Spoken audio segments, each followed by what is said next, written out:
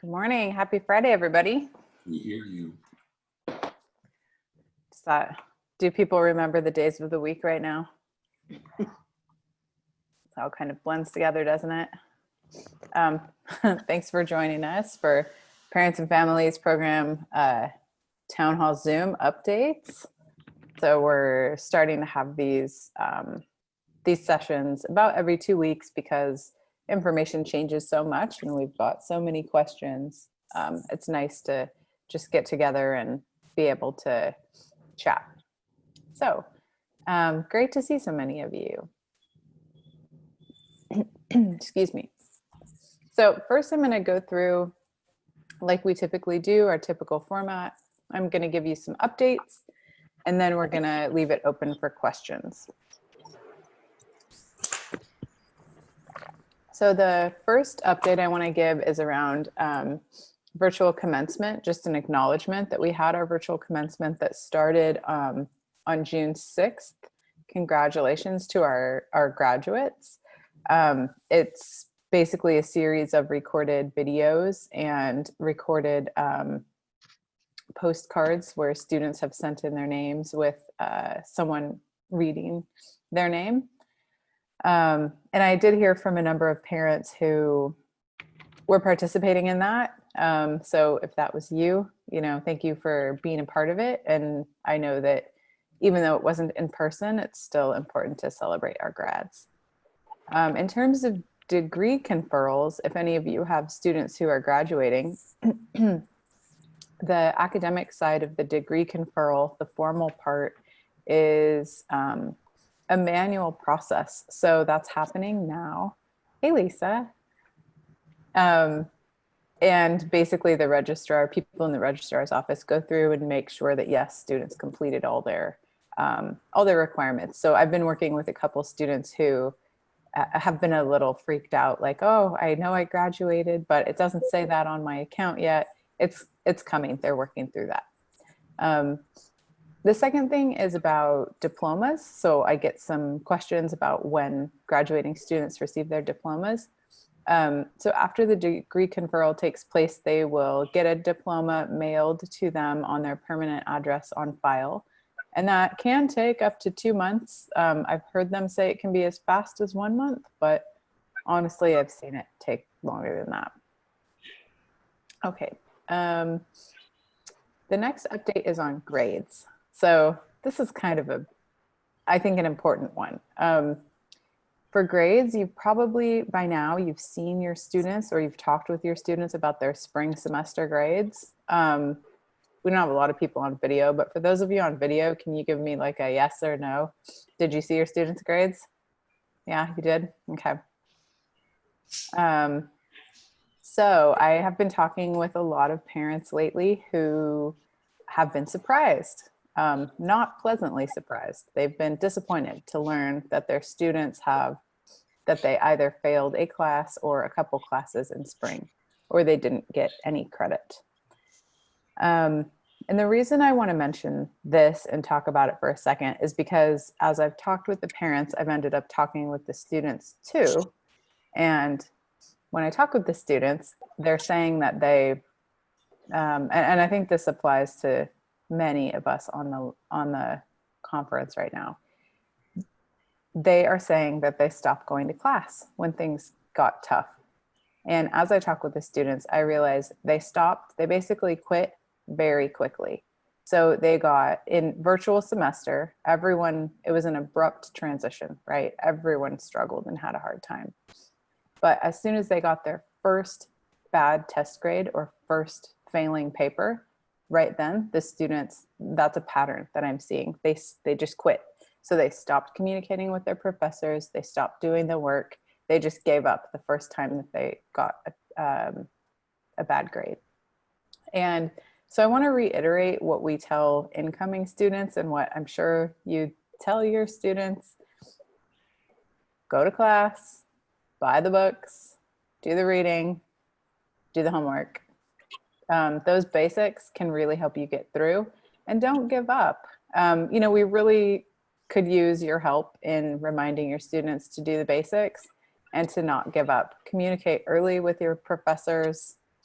Fall semester is going to be virtual again. So just reminding them of the basics would be great. I think the last thing that I want to mention about grades and spring semester that just passed is that if your student graduated, they can no longer change the grade basis from spring semester. But if your student is still going to Sac State and has not graduated, they can actually change their grade basis. They can petition to do that. So let's say they got an F and they want to change it to no credit, which an F will affect their GPA and a no credit will not affect their GPA. They can actually petition to change their grade all the way up until they graduate. So if there was a surprise and they weren't happy with it and it's on their transcript, they can still petition to change that grade from spring. Okay, next update is about virtual resources for fall. So as we prepare for fall semester to be virtual, just a quick reminder, if your student needs academic advising, those appointments are happening virtually. I've heard a bit from parents that their student has had a hard time getting an appointment. And I wanted to throw this out there. So if your student needs academic advising and they have not been able to get an appointment, you can either email me directly, haley.myers@csus.edu, or you can put your email address in the chat and I will send out an email to anyone that puts their stuff in there and they can email me back.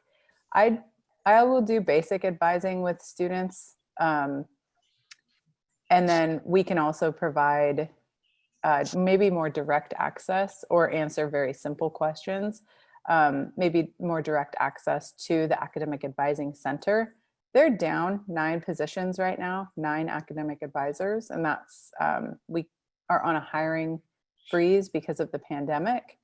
And so our plan at Sac State is to create an advising certification in the fall, so many more staff like me and others can serve your students. But for now, why don't you get in touch with me and we'll get your students what they need. If they need major advising, they can also always talk with their major department and their advisor through the major department. Okay, one more service that will be virtual, just a reminder for fall, is tutoring. So there's 2 forms of virtual tutoring. There's the PARC, the Peer Academic Resource Center, where students can make a one-on-one virtual video appointment like this. And there's also a service called Smart Thinking that Sac State, it's a software service that connects students with a live tutor on almost any subject, and it's free and it's available through their student center. It's called Smart Thinking. So if you've never heard of it and students are struggling, maybe they're not the type to typically get tutoring, but virtual can be tough. Just maybe keep Smart Thinking in mind as well. Okay. A next quick update is just an acknowledgement. Last week, Parents and Families Program hosted a community discussion around everything that's been happening in our world around the George Floyd response and our community to understand what you would like to see from Sacramento State. So first of all, thank you to those who joined. Second, just overall, for those of you who couldn't join, what the people on the Zoom shared overall that they would like to see Sac State do is continue facilitating discussions for students around ways to talk about and dismantle systematic racism and to offer events to improve education and awareness for our students. So we will keep doing that. As virtual events become available, we'll be sure to advertise those to you and your students. Another quick update is just an acknowledgement. On our last Zoom a couple weeks ago, one of the parents asked about about fees and how fees would be handled, if there would be a discount for fees in the fall. And I don't have an answer for that yet, so I'm still waiting for that. Okay, I'm going to go to the chat and see if we have any questions.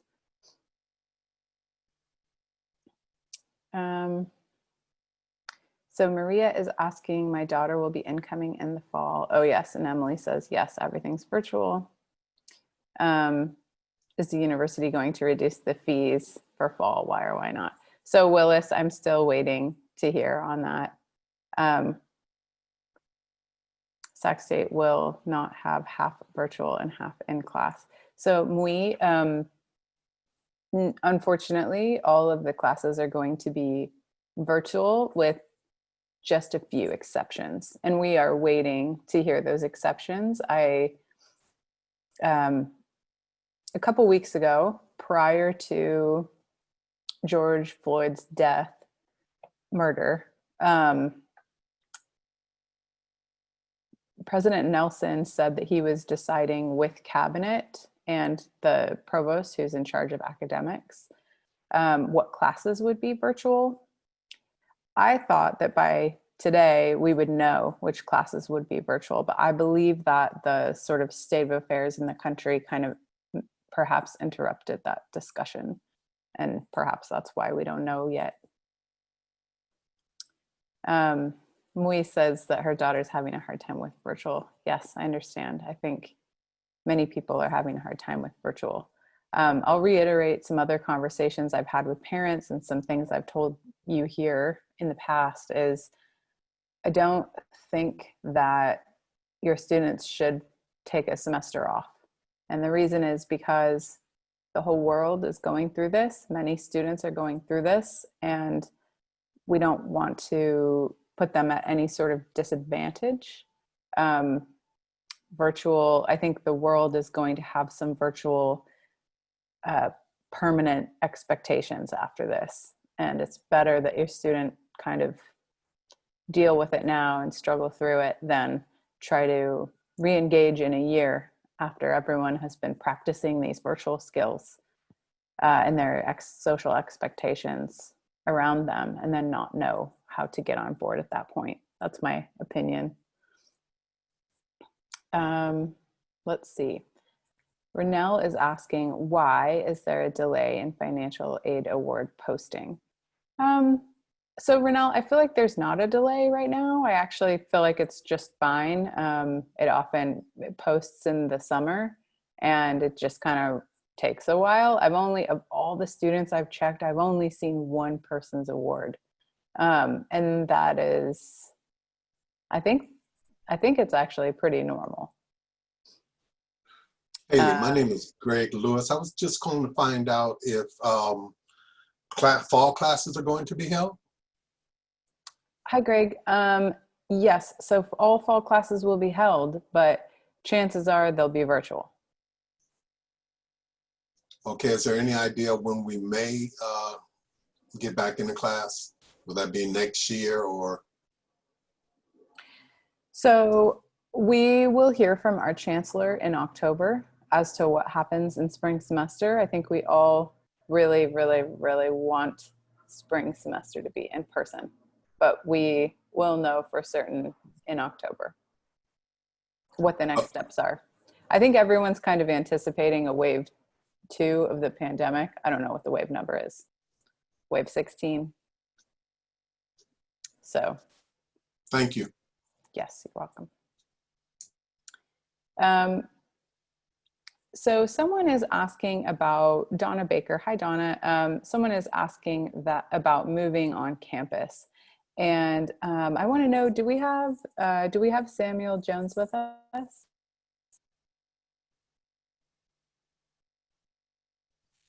Yes, Haley, I'm here. Oh, okay. I also sent you a private chat too about one of the questions. You'll see that when you have a chance. Okay, thanks. So I wanted to take a moment, and we have a special guest with us today. I want to welcome Samuel Jones. He's the Director of Housing and he's going to make some announcements about housing and answer your questions. He's going to be here for about 15 minutes. And then after Samuel leaves at 11:30, I'm going to stay on and answer more questions. So at this time, I'm going to hand it over to Samuel. Thanks, Haley.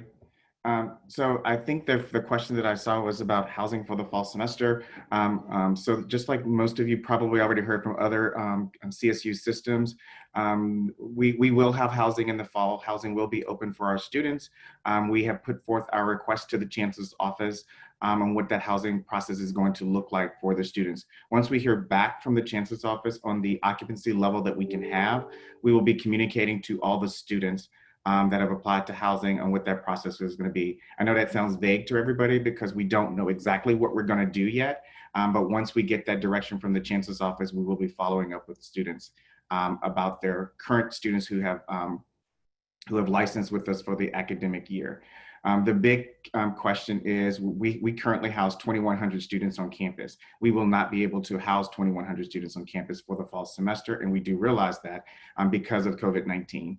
And so when we get that request back from the Chancellor's office, we will be able to send an update about that. So there is also this deadline of today where the $250 installment payment, if people have paid that, it's considered non-refundable at this point in time. That will not be the case. We will do exactly like we did last year, this past spring semester, when we make a decision about the amount of people we can house on campus. If we cannot house a student on campus, students will get their $250 back. So I do not want people to worry about that or make any kind of decisions until you hear back from housing. And I hope we will have an email or something from the Chancellor's office within a week. I know that some schools like San Diego State did hear back from the Chancellor's office on their occupancy level. And so we're just waiting for that information to come back from the Chancellor's office. Can I ask a Repeat question? that last like 30 seconds. I'm sorry, I didn't hear that. The last statement sentences that you made, can you repeat those? Okay, perfect. I think I said that San Diego State had put in their request to the Chancellor's office on occupancy for the fall, and they did hear back from the Chancellor's office. It took about 5 days for them to hear back from the Chancellor's office. And so our document has not been submitted to the Chancellor's office yet. It's with the president here at Sac State. And my understanding is the president is looking to submit it because it's not just about housing, it's for the entire, it's dealing with academics, it's dealing with housing, it's dealing with athletics and dining. And so that is one proposal or document that we're sending over to the Chancellor's office. And my understanding is that the president hopes to send it either Monday or Tuesday of next week. Thank you. You're welcome. I have a twofold housing question. Can you Okay. hear me? My Yes. first one is if we are not virtual in spring, do they have the opportunity to move in just for the last semester, second semester? If they are on the list to move into housing. And then my second question is, would they have priority into the upper level dorm if they do not move in fall? So can they go in sophomore year and have priority into that dorm? Okay. So there is no priority for housing for getting in for the second semester. So if a student is a current first year student, I'm assuming first year, Yeah. maybe sophomore, first year student. If the Yeah. student is a first year student and they choose not to live with us in the fall and then in the spring semester, they want to live on campus, they would have to reapply for housing at that point in time. And it is based on space availability. So if the Chancellor's office tells us that we still can't be at full occupancy in the spring semester, then it'll be based on the numbers that we currently have. If the Chancellor's office says that we can go up back to full occupancy, of course, that would make more room for more students to be able to live on campus. And I did have a question from a parent probably a week or two ago about a deferment of housing because of admissions. You cannot defer housing for the spring semester, but what a person can do, it depends on your situation. If a person wants to cancel their license agreement for the fall semester, but roll their 250 over to spring semester so we can roll their application over to spring semester so that they do not have to reapply again.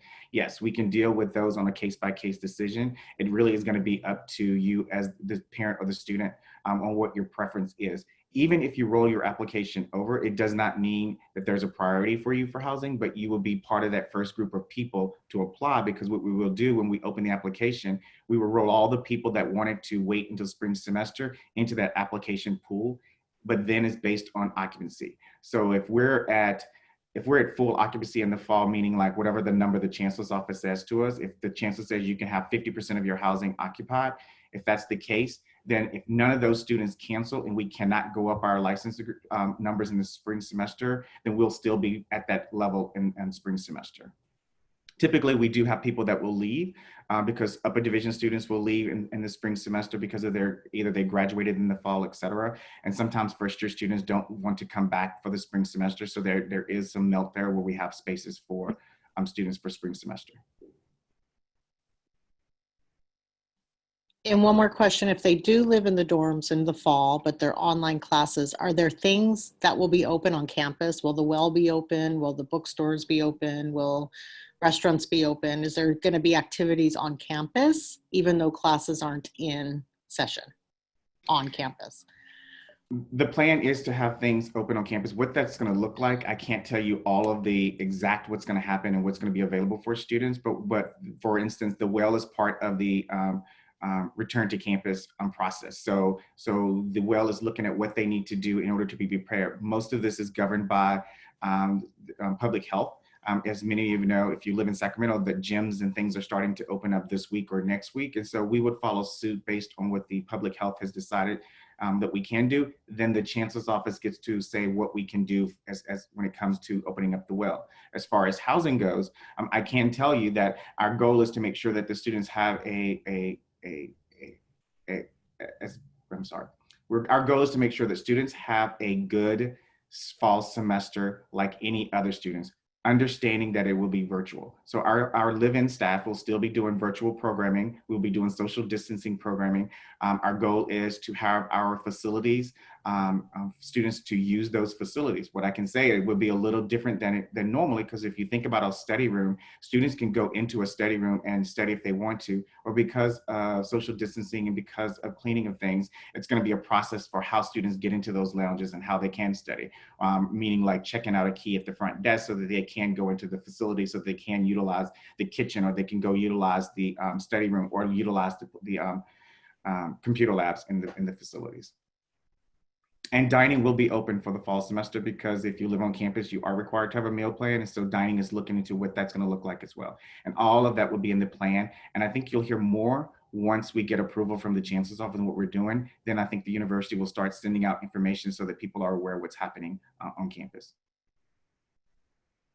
Thanks, Samuel. We have a question in the chat from Elizabeth Barnes. She's asking if a returning student has already been confirmed to have housing and shows their room. Are they guaranteed housing? That is an excellent question. And I cannot say yes or no to the fact that the student is guaranteed housing. It's really going to be based on the occupancy level that we can have. Once we get our occupancy level from the chancellor's office, we're definitely going to look at who should be on campus, like who can we get on campus, and we'll have a tier process to go through to figure out who are those students that we have to have on campus just because they have to be here, and then we'll go from that from there. So for instance, if your student is a student athlete, there are things that require us for athletes to be here because they have to be here for things. We would work through that process with the athletes. If your student has, let's say 75% of their classes are going to be in-person classes, so they have to be here, that will be taken in consideration. And our goal will be to send it back out to the students and get information from the students so we can make an informed decision on which students will be able to live in housing. And does, sorry, me again.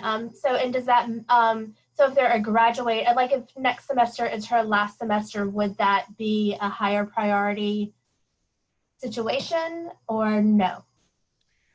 We haven't come up with our criteria. I'm glad you said that, because I would definitely put that in my list of things to consider. It's a group of us that's going to meet to come up with the priority for students. And that's one that hadn't come up, but I can definitely put that down as something for us to consider, because we want the students to graduate. And if that's their last semester, it would make sense to be able to work something out so that the student can live on campus for their last semester. Okay, thank you. Mm-hmm. Mr. Jones, a quick question. My daughter's an incoming freshman, and thank you so much for doing this today. I'm sure you're going to get a zillion questions from us freshman parents who have no idea what we're doing. So would you suggest we just wait till orientation? I am a proactive parent with my daughter. I just want to make sure I don't miss a deadline or anything that we're supposed to do to put her in the best position to possibly attend and be in the dorms. My first question, can I ask a question back to you first? Has your student, has she applied to live in campus yet, or she has not applied for housing? No, we did this back in May. You've already have all, absolutely. So then I talked to a parent last week, and what I told the parent is I would wait. There is no harm in you waiting because you're not going to lose anything whatsoever right now. If you wait until your orientation, and then once you have your class schedule and you realize that, let's say all of her classes are online, and then you say, hey, housing, all of her classes are online, we don't, and it's, let's say it's August 1st, she can't be in housing. I'm not going to force her to stay in housing because we will release her from housing and we would still give you your $250 back. That's the fair process to do, because that's when you'll find out that's when you will find out about classes. Now, again, when I don't know what her orientation date is, I hope to have information out to you before the end of June so that you know exactly what's going on. But playing the waiting game is not going to hurt you at all. Okay, and do you have a date, please, sir, for this chancellor's decision? You said there was a... We're hoping that we'll hear back from the chancellor's office this week or the following week. I know that there are 3 or 4 campuses that have already heard back from the chancellor's office. We haven't submitted yet, but I would say just make sure she's checking her email. My goal will be to send an email to her as well as to you so that you both get the information and you can both talk about what your process is going to be for next. Because there will be a time, to be fully disclosure, there's every single student who has been confirmed to a space is going to get an email from us telling them what they need to do. And we're going to be asking them questions, and we're going to need them to respond to that question so that we can make an informed decision on what's going to happen in housing. So if they have all online classes, they could choose to stay in the dorm if that's what they'd like to do. It's not going to be, they can still say they want to live on campus. It's whether or not they will get on campus at that point in time, because then it's going to be based on that priority list that we come up with about getting students onto campus. Okay, sir. Thank you so much. You're welcome.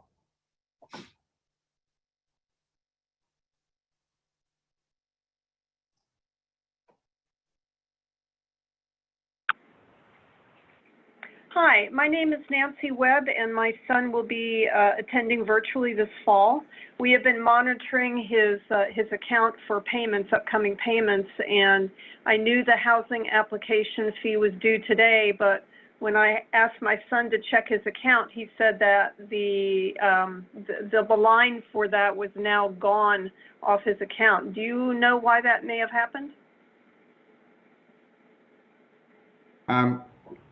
I do not know why. I would have him email housing@csus.edu. It could be, okay. It could be that we went through and cleared out everybody's account who had not said that they wanted to be in housing. If you email there, we'll post the charges back out there.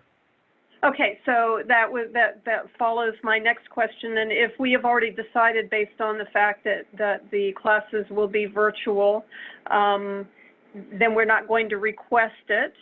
So the fact that it's off his account is probably okay then, since he'll be at home. However, we will be applying in the spring if, in fact, classes are going to be held again in the spring in person.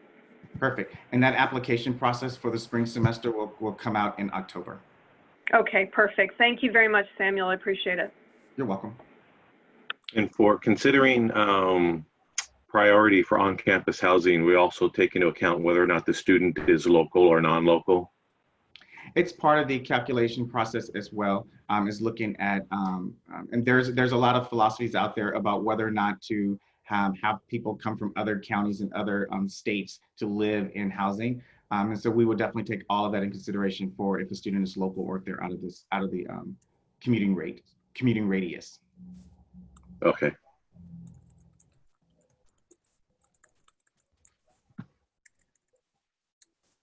Are there other questions?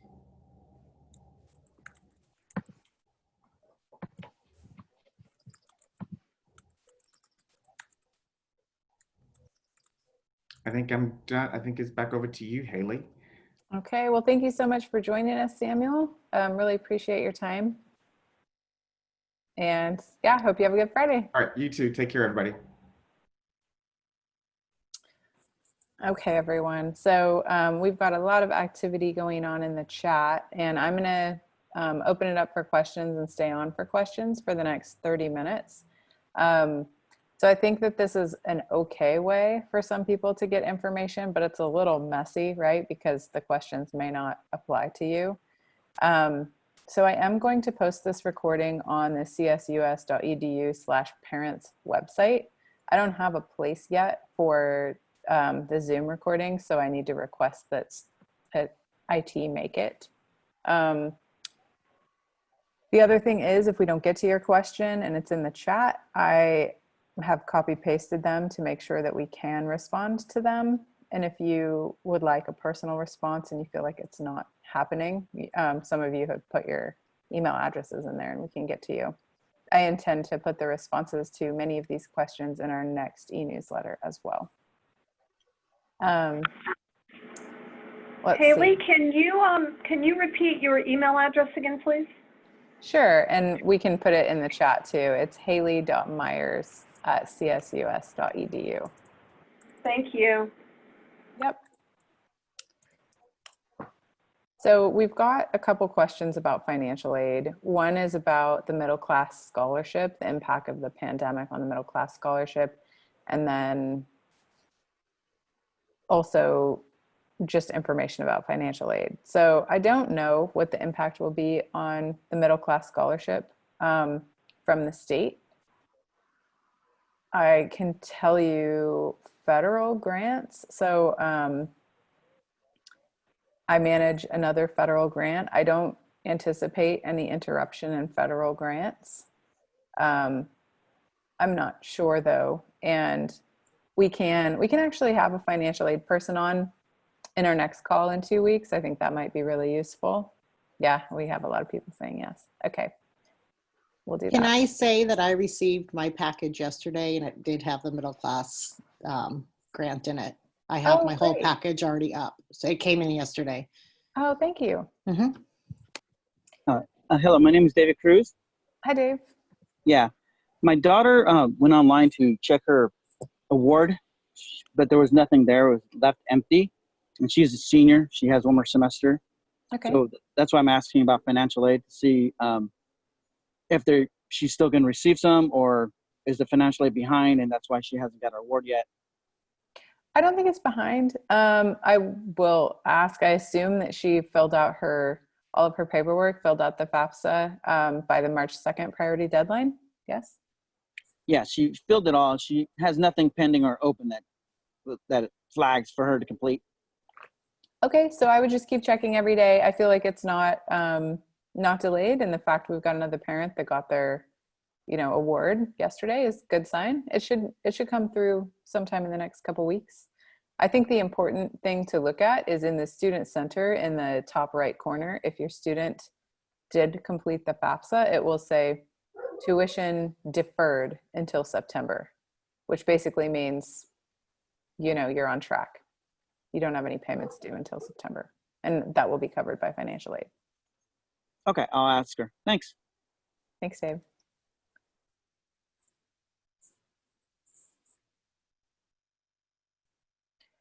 We is asking, because the semesters are virtual, will the classroom size increase? I actually don't think so. I'm not certain, but I haven't heard that they plan to increase class sizes like that. Patrick says he has a question concerning performing arts classes. I am guessing about them being virtual. Patrick, are you there?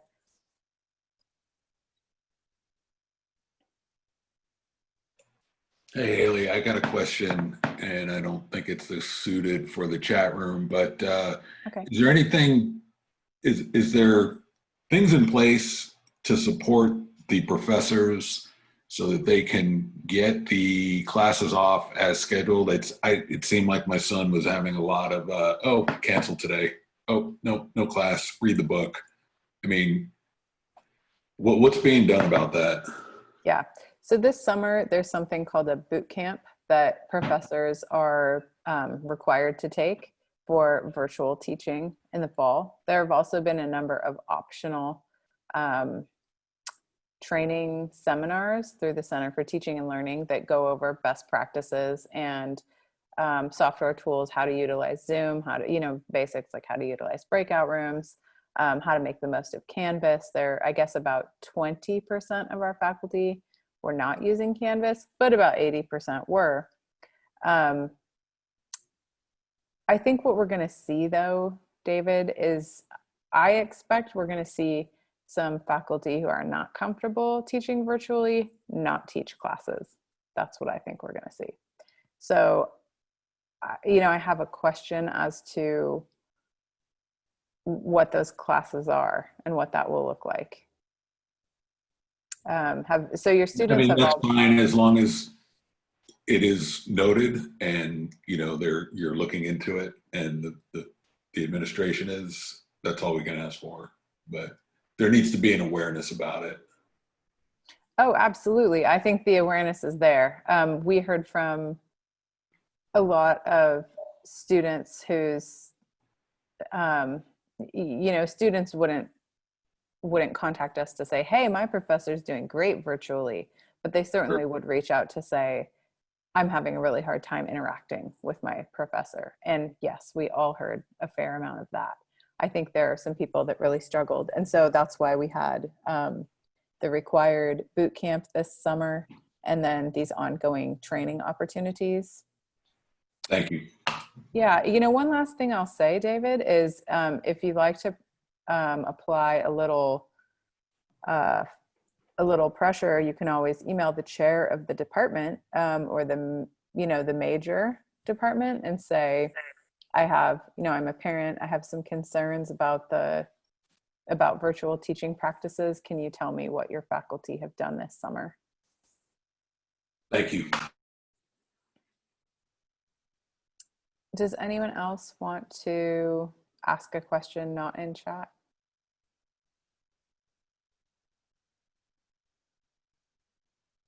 Hi, Haley. I have a quick question. My son is in engineering and they do have projects. They're working group and I'm wondering if they're going to be allowed to use the lab during fall and continue their working groups and do their projects, how this is going to look like. Great question. So I posted in the chat, I don't know. I think probably not, but I did post in the chat this link to the classes that are posted for fall. And so you said he's an engineering major, right? Yeah, this is his last semester, so. And what type of engineering? He's mechanical engineering. Mechanical, okay, so. They build a lot of stuff and I don't know how this is gonna work virtually. So I'm going to click on mechanical engineering and I'm going to see, you said it's his last semester. So I'm going to go to, let's see. Let's say like automated inspection. Oh, or a model design. So it looks like something mechanical engineering 273, multi-body dynamics. Oh, that's for graduate students. I'm not sure. It looks like I'm seeing an awful lot of web online just with a quick scan with a time, meaning that I see project engineering, actually, mechanical engineering 190, one section that is full, 50 students, 50 are in it, with a room, meaning that it's going to be in person. Oh. So it's kind of, this format is a little interesting. Like here's another one, mechanical engineering 182, introduction to composite materials, with an actual room and a classroom, 55 seats, 55 taken. Mm-hmm. I find that interesting if it's a discussion course. I feel like we've been instructed that discussion courses would all be online, would all be virtual, but occasionally, right, there are going to be some labs that will be in person. So I think, Ellie, it's a matter of getting on there, maybe with your students and checking out what is going to be in person. So there's some exceptions for some classes. It's A not couple. all online. Okay, Yeah. Thank you. Not many, you're welcome. Can you clarify incoming freshmen? I got an email saying that their schedule will be done for them. created, Kelly. created Yeah. for them. So Yes, I don't true. have to, we don't have to go into try to get That's him right. classes through online. Is that correct? That's right. Okay. So if your student has not yet started at Sac State, they're an incoming freshman, Mhm. we are doing something called strategic scheduling. We piloted it last summer. It went great. We piloted it only with arts and letters. Now this year, it's being opened to every single incoming freshman. And it will account for AP classes and any college credit that's been earned, and they will be placed into full-time units. Now, let's say they're placed into 15 units and they say, oh, I have a job, I only want to take 12 units. They have the ability to drop a class. So they have, ability to work. But yes, you don't have to go in and choose the Great. courses. And then will they receive that at their orientation? And I mean, he's undeclared, so in July, he won't get it till July. That's when he'll receive it. Yes, on the day that he attends. Yep. Great. Thank you. Mhm. And that's not virtual. That's in person? That's virtual. Okay. Thank you.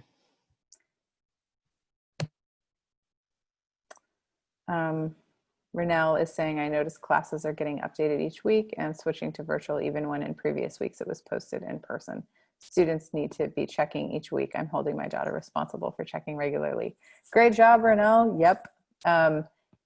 It seems like things continue to be updating. And as you heard from Samuel, we want certainty, but we don't have certainty and things keep changing. So it's good to pass the responsibility along to your students. Of course, they're the ones going to class and getting the degree.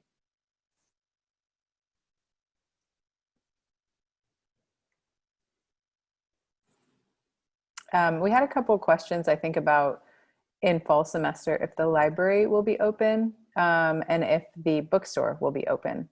And the library will not be open. I believe the bookstore might be open on something like an appointment basis. So right now, if students want to buy their books, they can do that virtually. They can do that online. And I think that the shipping costs are, I think they can go in person to pick up their books if they don't want to have a shipping cost and they live close by.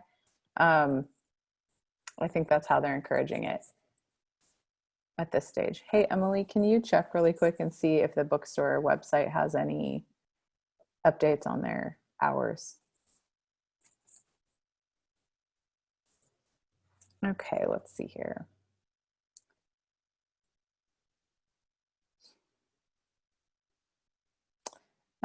Someone named Elle Woods was asking, my daughter canceled her request for the dorms for fall since today she was supposed to be the deadline.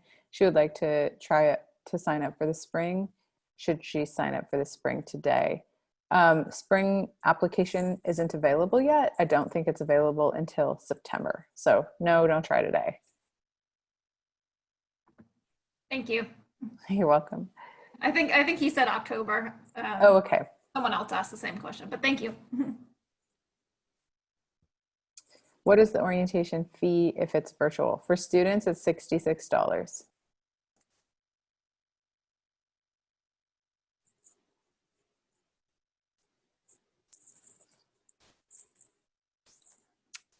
Anyone else have any questions or anything at all they want to discuss? Haley, my name is Dee. I'm Nick's mom. He's on here with me as well.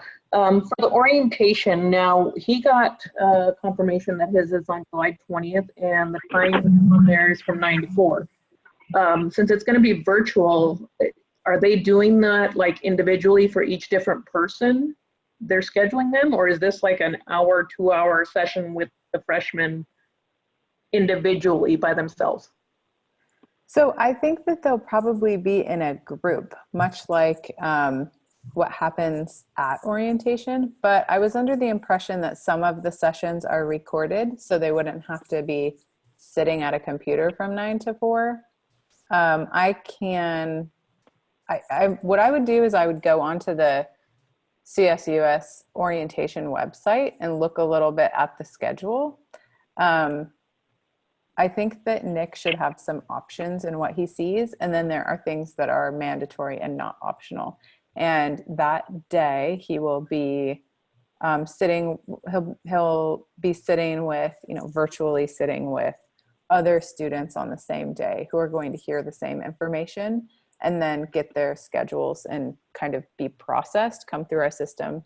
They'll have the opportunity to talk with a transfer credit advisor if they have any credit they're transferring in. There are financial aid people who are available who can help answer questions. And then there are also some videos. So he should have the ability to walk away. Okay, so he is going to have the opportunity to ask questions, even Yes. though it'll be kind of like our Zoom meeting today. Absolutely. So for Okay. instance, I'm going to offer some sessions for parents, some welcome sessions, and it will be like this, but I'll do a PowerPoint and then have time for Q&A. And that's very important to the person running orientation, that people have the opportunity to ask questions to a live human being. I know it's kind of odd with this whole situation going on with COVID and freshmen. He's our first one going to college, so it's kind of just a learning curve for us. Not normally it would be bad enough, but with everything else going on, it's like all these questions and you don't know what's happening. It's very strange. On a personal note, I can relate. My stepdaughter just graduated from high school and she's going to Cal Poly from our, we live in Sacramento basically, so she'll be here. Not moving.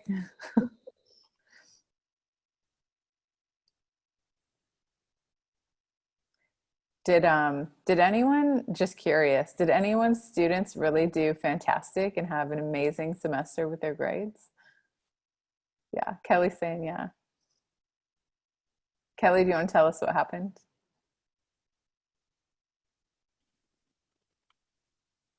Hi, I just wanted to say, yeah, he did really good. He's an engineering student. He'll be starting his senior year this next semester. But even virtually, he got, I believe it was 2 A's and 3 B's. Oh, congratulations. That's awesome. Yeah, it was pretty good. He made the dean's list again. So that was pretty exciting. That's great. Thanks. Thanks for sharing. I see a question about tuition. I know it's around $3,300. Emily, if you have a moment, can you pull up the CSUS tuition to tell who is asking this? Sheila.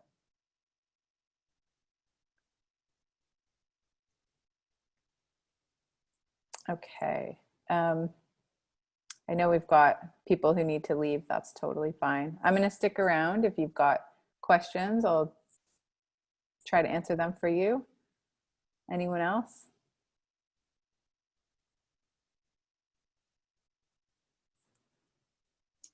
I have one more question. This is Greg Lewis. Counseling is available online?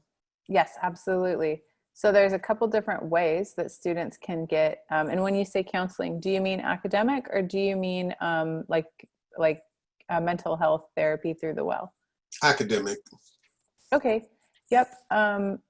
Academic advising is available in what I'm going to say 3 ways. So they can email advising@csus.edu and they can get general basic questions answered. They can also make an appointment to speak with an academic advisor like this in a virtual session where they get an opportunity to ask questions. I've been hearing about students having a hard, just anecdotally, students having a hard time getting an appointment. And so I am totally willing, if you want to give me your email address, to talk with your student directly or to try to connect them with my favorite academic advisor. His name is Rand. He just always he's always got the answer. He's right there. And then the last way is to contact their major advisor for major related questions. Do you know if your student has more GE questions or more major related questions? Probably just overall. It's basically overall. Okay. You can send me a private chat with your email address and I'll make sure I include you and we can get your student set up. Okay, thank you. And the other question that I had was, this is going to be every 2 weeks? We'll be having meetings like this every 2 weeks? We will. I need to look at my calendar because I'm starting to offer orientation sessions. I like to do them at 11. but I may not be able to do 11 in 2 weeks. So I send out the invitation through the newsletter. Okay, thank you. Thank you. I'm reluctant to post a Zoom link publicly because I don't want Zoom bombing. Yes, go ahead. Haley, I have a quick question. My daughter spoke to her teacher about a grade, and the grade was supposed to be changed, and that was like probably right after she finished her class a week later, and the teacher said that she already submitted for the change, and she emailed the admission also. It's been over 2 weeks. Nothing changed. So do you know if she has an email record of this conversation with her professor? Yes. Yes. Okay. And do you know who she emailed with the request? Let me have her tell you. Who do you send it to, honey? I emailed directly my teacher, and my teacher said that she emailed Saba T. Kabram about changing my grade in that class. Okay, so I think that the issue there is just getting the right person. So I think that now that grades are in, we need to talk with the registrar who manages the transcript. And so you can, here's what I would recommend you doing. Send an email to registrar@csus.edu. I'm going to put this in the chat. And please CC me on it. Registrar@csus.edu and CC Haley.myers@csus.edu. And you could even maybe CC the professor. Because you're going to be making a request and the people on the receiving end are going to think like, oh, is a student trying to change her grade of her own volition? No, you're not. But now it's just kind of changed from, I think, the academic department to the registrar. So I think it's just getting you to the right people. Okay, great. Thank you so much. Thanks. Someone? Oh, sure, go ahead. This is Renelle Farley. Sorry, I am a parent of a incoming third-year student, and I had a question related to, I think you touched on it before, you just asked clarification about mental health services and some resources for our students. My student is challenged with the social distancing aspects of it all, not having, her friends around her and all of that. And, I was wondering if there is a site that we can go to. Maybe there's some support groups that are being done virtually for students to be able to connect through this time. Just wanted some information on that. Absolutely. That's a great question. I'm going to pull up as we're talking. I just got emailed some resources on mental health, but also I know Student Health and Counseling is having virtual sessions.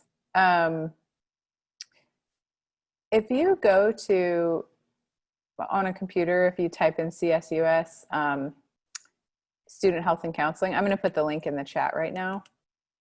There's a box at the top that says Care for Coronavirus Anxiety, and it's a whole bunch of resources for what you were talking about.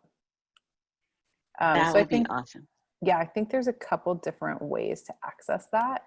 So why don't you start here? You can look with your student and then Care for Coronavirus Anxiety.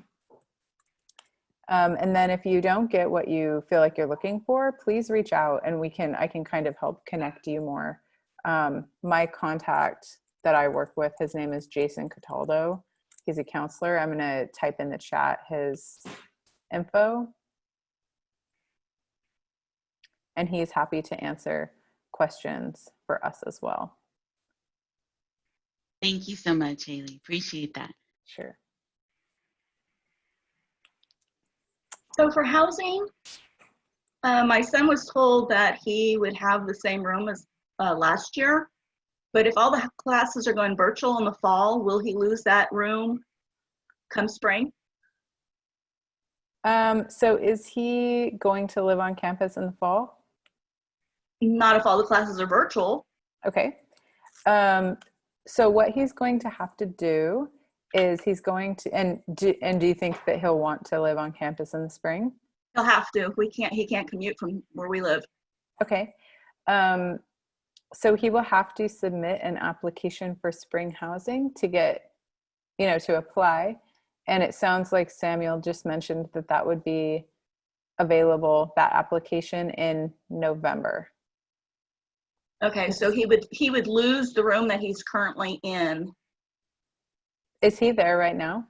No, he moved out early in March, or mid-March.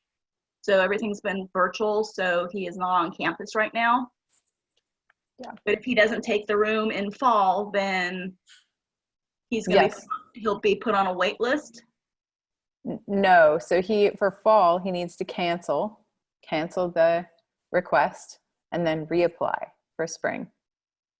And it is an entirely new process. And I think the sort of question around what will happen in spring is, and this is what we're waiting to hear from the chancellor, is there going to be social distance requirements, which means basically fewer rooms available? Mm-hmm. And so I think getting that application in as early as possible is important for spring. Okay, so he had a problem with the roommate that he was with last year. Okay. It got to us. It was more of a safety issue than anything. Mm-hmm. So chances of him getting back into a single room are going to be slim. Single? Unless he takes the room in fall and doesn't use it. Oh, no, I wouldn't think that. I actually think the chances of being in a single room are the best because of coronavirus. Okay. The question will be cost. Are you willing to pay what it's going to cost? Which, I'm guessing here, but I'm guessing. Well, is it going to go up if they're going to have less students in housing? Yeah, I think it has to. I mean, I don't know.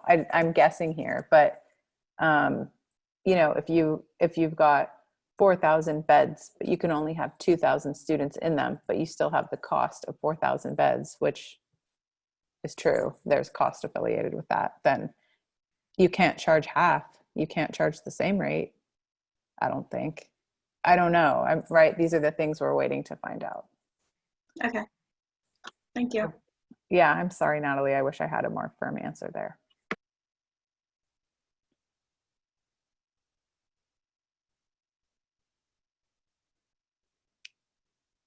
Anyone else? It's Greg Lewis again. In that respect, talking about the housing, if you have 4,000 beds and you can only use 2,000 of them, wouldn't the government cover that extra cost? I don't think so. And I'll tell you why. So housing is private, meaning, Sac State is funded, like we get money from the federal government and from the state to operate our campus, but housing is different. Housing is like, they have bonds. They took out bonds to build the buildings and they have to pay the bonds back. And that's the issue, is they can't pay the bonds if they charge the same rate but have half as many people. And no, like they do not get a break from the government on that. Well, I'm just thinking, because it's coronavirus that's causing a lot of problems with a lot of people unable to pay their bills and what have you, the school systems, they're not really causing this issue themselves. And the government has in the beginning said that they would, try and help schools with extra costs that they may incur due to the coronavirus. That's somewhat of an extra cost because you can't bring in as many students as you usually do. Right. I mean, and I think that that's something they have to be really careful about because it's, it's not just Sac State, it's all the CSUs, 23 of them. How do we say that you can't be here in person, or we're going to come back in person, but we have to follow these county health directives, and we have to abide by the law, and then the consequences that you can't pay your bills. It's really tough. I think there'll be a fair amount of spaces available in the spring semester off campus, because I think there are so many places that, you know, people are used to a year lease, and perhaps after they have done what they're doing for a semester, they won't want to move, or who knows, maybe one more semester at home with mom and dad will be, they'll be motivated to try to find another alternative, but I'm not sure. All right, thank you. Thanks, Greg. All right, everyone. Well, One last question. My son decided to go to, he's getting an apartment off campus, so he's going to go up there anyway. He'd rather be up there. But which are the affiliated ones, right? And this is more of a question for other parents that I probably will run into who maybe were in between and has already leased. So can they get out of their leases up there? What are you hearing from them? I would imagine that if, you know, it was a private house or a private residence, that's between you and the owner. But what about the affiliated housing off campus? so David, I'll very quickly say that Upper East Side Lofts is the only campus affiliated housing that's not on campus.